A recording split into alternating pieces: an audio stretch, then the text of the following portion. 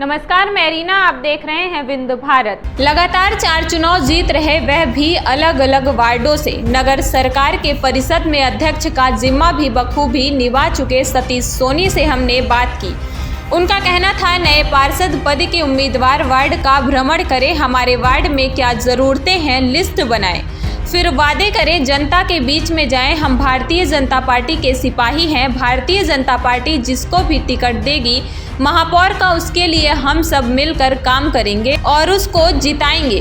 पिछले 4 बार से जनता और भारतीय जनता पार्टी की कामकाज देखकर उसे ही वोट देती चली आई है। इस बार भी अलग से हमारा महापौर बनेगा। सुनिए नगर निगम के अध्यक्ष पद की जिम्मेदारी संभाल चुके सतीश सोनी क्या कुछ कह रहे हैं।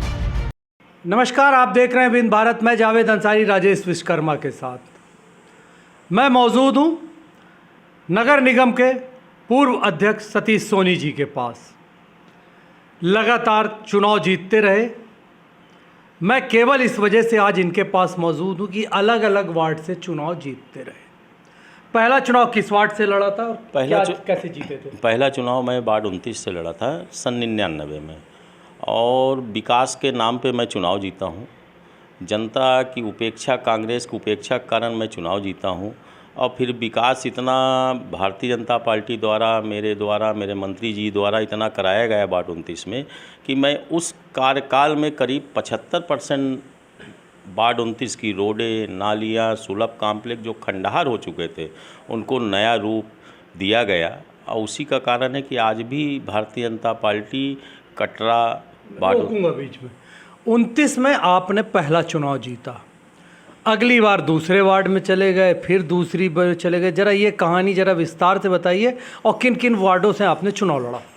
पहले मैं 29 से लड़ा, फिर 2004 में मैं वार्ड 21 से लड़ा, क्योंकि वार्ड 29 जो था सामान्य हो गया था। पहली बार 29 जो था पिछड़ा पुरुष था, फिर मैं 21 से लड़ा और 21 में भारतीय जनता पार्टी ने मुझे प्रत्याशी बनाया। अब प्रत्याशी बनाने की हमारी जनता जनार्दन हमको आशीर्वाद मिला और मेरी जीत सुनिश्चित की गई। 21 के बाद फिर मैं 21 में लड़ा, दोबारा भी 21 में लड़ा। तो वो चुनाव मेरा काम, भारतीय जनता पार्टी के काम, मेरा काम, मंत्री जी के काम पे मैं इतने ज़्यादा मतदाताओं से, वोटों से जीता। 256 वोट पाके मैंने पहला चुनाव वहाँ 21 से 43 वोट से जीता। दोबारा मैं 256 वोटों से चुनाव जीता था। 256 वोट जब पहली बार मिले थे, दोबारा मैं इतने ही वोट से चुनाव जीत गया। फिर आप अंतिम चुनाव आपने कहाँ से लड़ा था? वार्ड 30 से लड़ा। संगठन ने कहा कि वार्ड 30 से आपको चुनाव लड़ना है, क्योंकि वार्ड 21 जो था महिला हो गया था। अब वार्ड 30 का जो मैंने संदेश देखा, वार्डों की परिक्रमा की पहले कि वार्ड को होना कैसे चाहिए, क्या क्या काम की ज़रूरत है, क्योंकि पार्षद ही लड़ने से पहले उस वार्ड की परिक्रमा भी करनी चाहिए और वार्ड का क्या ज़रूरत है। चुनाव जीतना बस काम नहीं है, वार्ड का विकास किस प्रकार होना है। और जो वार्ड 21 में मेरा काम हुआ था, वो काम मेरा वार्ड 30 में काम आया। और इसके पहले भी मेरे पार्षद भाई हुए हैं वहाँ, लेकिन उस प्रकार काम नहीं हो पाया था। उस प्रकार के काम नहीं हो पाए। ये नए पार्षदों के लिए एक तरीके से संदेश भी है सतीश जी का कि पहले वार्ड की परिक्रमा करिए, जहाँ से आपको चुनाव लड़ना है, वहाँ की क्या ज़रूरतें हैं उनको समझ लीजिए, लोगों के बीच में जाइए, फिर बताइए कि आपके यहाँ ये चीज़ें ज़रूरत है, मैं इसको ख़त्म कर दूँगा। उसका जीता जागता उदाहरण 21, 29, 30 जहाँ से हम चुनाव लड़े, चुनाव जीत गए। अब हम आते हैं, सीधी सी बात है, अब हम आते हैं निकट भविष्य में पार्षद महापौर का चुनाव होना है। आप अध्यक्ष रह चुके हैं। अब अगर आपको महापौर का टिकट दिया जाता है तो क्या होगी स्थितियाँ?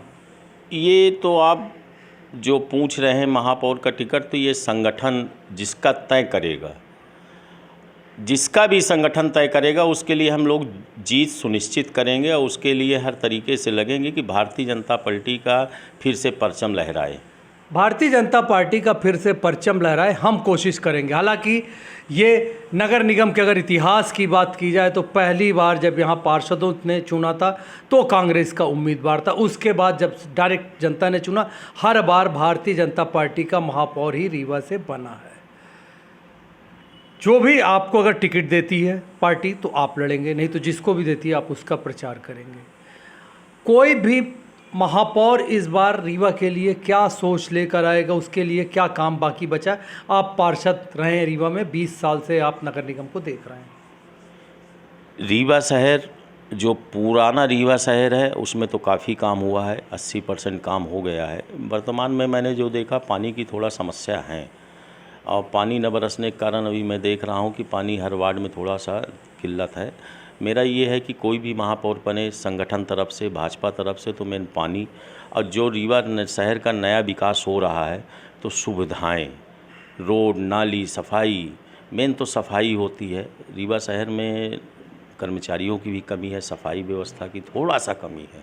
मैं जिस प्रकार चाहता था सफाई तो अपनी पुराने के हिसाब से 90% हम बहुत नज़दीक आ गए हैं कि सफाई बिल्कुल रीवा स्वच्छ और सुंदर बनाने का हमारे मंत्री जी का जो सपना है, अगर हमारा रीवा नगर निगम में महापौर बैठा तो इस बार हम लोग अपने सपने को पूर्ण करेंगे, मंत्री जी के सपने को पूर्ण करेंगे कि रीवा स्वच्छ और सुंदर बने, अब विकास की कड़ी में जुड़ा रहे।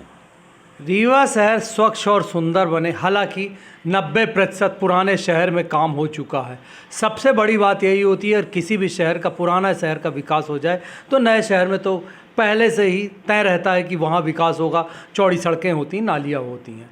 सबसे ज़रूरी चीज़ सतीश जी ने बताई, वो नए पार्षदों के लिए बताई कि पहले वार्ड परिक्रमा करिए, उसके बाद तय करिए आपकी प्राथमिकताएं क्या होगी। साथ ही रीवा शहर में अभी भी पानी की कुछ कमी है, साथ ही सफाई अभियान पर हमें थोड़ा और ध्यान देना है।